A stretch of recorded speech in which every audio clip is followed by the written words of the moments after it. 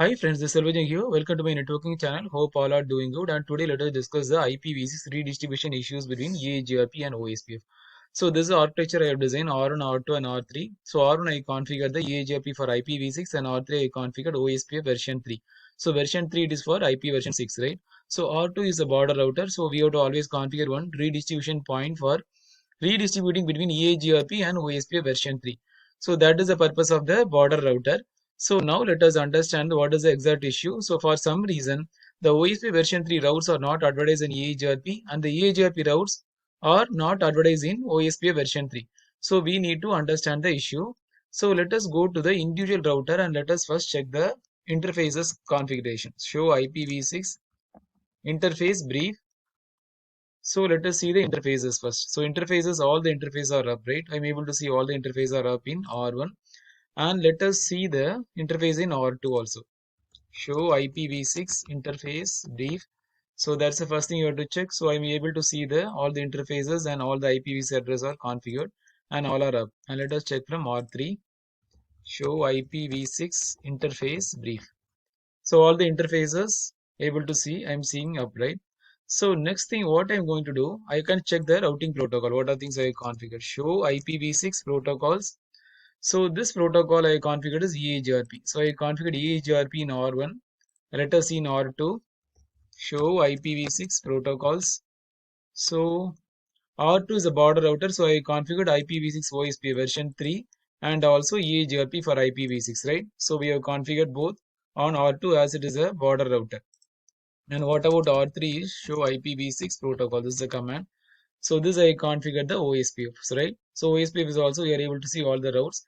So what is the thing I need to check it, whether we have to check for either the access list or any passive interface configured. So let us check one by one. Show IPv6 access list.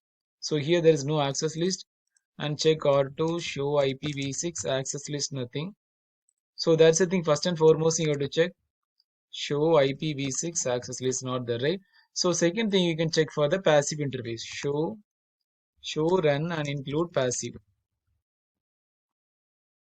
So there is no passive interface. Let us check in R3. Show run include passive. So here also there is no passive interface. It might be there in R2. Let us see in R2 is a border router. Show run include passive. Oh, that's a passive interface configured in R2. So that is preventing from EAGRP redistributing into OSPF version 3 and OSPF version 3 redistributing into EAGRP, right? So there are two passive interface I'm seeing.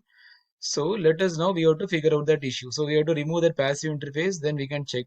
Before that, let us check the routing entry. Show IPv6 route.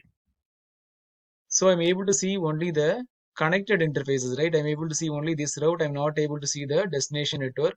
Let us check from R3 also. Show IPv6 route.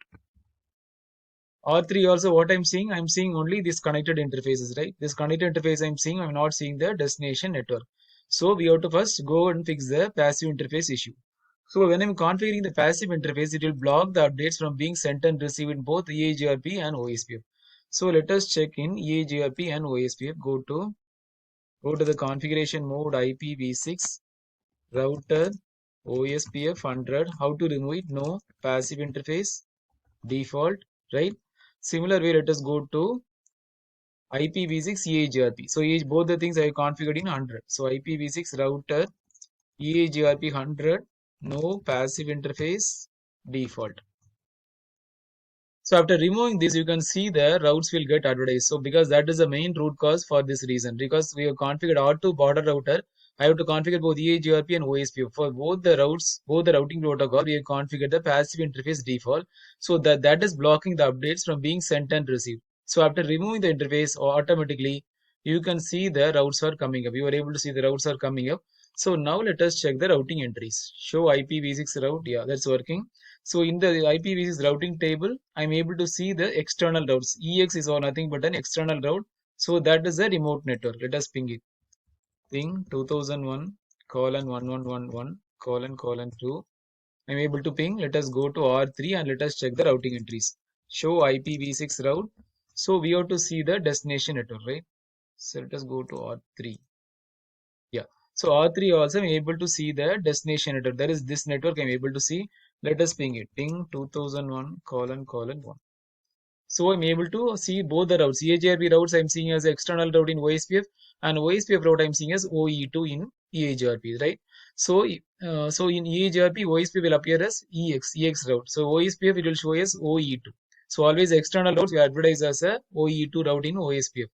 So that is the way we can configure and we can troubleshoot. So if you want, we can just check the configuration, what are things I have done. So let us go to border router first. So this is a configuration I have done. IPv6 router EAGRP 100. So this is a command for configuring the router ID, EAGRP router ID.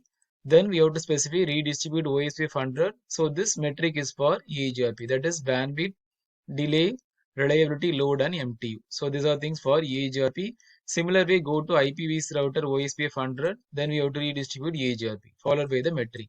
Right? This metric what we called as a seed metric. So default metric is 20 when redistributing in the OSPF. So I can also increase the metric. So this is the way we can configure and troubleshoot the IPv6 redistribution issues. So I'm able to ping also both the destination network from R1 to R3 and R3 to R1, right? So I hope you enjoyed this video. Thanks for watching. Please subscribe for more videos. Thanks and have a wonderful day.